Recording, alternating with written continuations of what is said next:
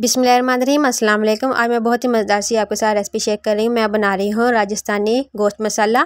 मैं कुकर में बना रही हूँ, आप इसको पतीले में भी बना सकते हैं। हाफ़ कप मैंने ऑयल का ले लिया, उसके अंदर 1 टेबलस्पून अदरक लहसुन का पेस्ट शामिल कर दिया। उसको हम 1 मिनट के लिए फ्राई कर लेंगे ताकि इनका कच्चापन ख़त्म हो जाए। फिर हमने इसके अंदर मैंने मटन शामिल कर दिया, उसको हम तकरीबन 5 मिनट के लिए हाई फ्लेम पर इसको फ्राई कर लेंगे। ये देखिए मैंने इसको फ्राई कर लिया, इसका हल्का सा गोल्डन कलर हो चुका है। अब हमने इसके अंदर मसाले शामिल करने हैं। नमक हस्बे ज़ायका, लाल मिर्चों का पाउडर भी आप हस्बे ज़ायका डाल सकते हैं। मैंने 1 टीस्पून डाला है, 1 टीस्पून पिसा हुआ धनिया और 1/4 टीस्पून हल्दी और थोड़ा सा पानी डालकर इसको हम 2 मिनट के लिए इसको भून लेंगे। मसालों को 2 मिनट भूनने के बाद हमने इसके अंदर 3 अदर टमाटर शामिल करने हैं। आप टमाटर डालकर भी हमने इसको अच्छी तरह 5 से 7 मिनट के लिए भूनना है ताकि टमाटर जो है वो बिल्कुल नरम हो जाए और बिल्कुल मसाला बन जाए इसका। फिर हमने इसके अंदर हस्बे ज़ायका नमक या मैंने 3 कप पानी का शामिल किया है, 2 गिलास भी आप डाल सकते हैं।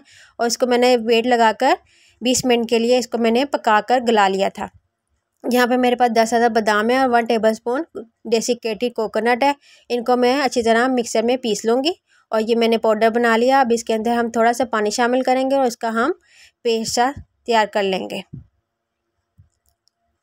बस ज़्यादा हमने पानी नहीं शामिल करना, 2 से 3 टेबलस्पून ही बस पानी शामिल करना है। और ये देखें मैंने कुकर का ढक्कन खोला और माशाल्लाह गोश्त बहुत अच्छी तरह ये गल चुका था। अब हमने इसके अंदर जो मैंने आलमंड और कोकोनट का पेस्ट बनाया था वो शामिल कर दिया और हाफ़ कप दही का शामिल करके दोबारा हम इसको अच्छी तरह भून लेंगे 5 मिनट के लिए। देखिए ये 5 मिनट हो चुके हैं। बस इसके अंदर एंड में हमने हाफ़ कप या 3 टेबलस्पून क्रीम का शामिल कर दिया है। 3 से 4 अदद मैंने हरी मिर्ची शामिल कर दी है। मिक्स करके ये है जी इसकी फ़ाइनल लुक। मैंने डिश में निकाल लिया है। रेसिपी अच्छी लगे तो लाइक और शेयर कीजिएगा, हो सके तो चैनल को सब्सक्राइब कर दीजिएगा, बेल आइकन को दबा दीजिएगा। नेक्स्ट वीडियो मिलते हैं। अल्लाह हाफिज़।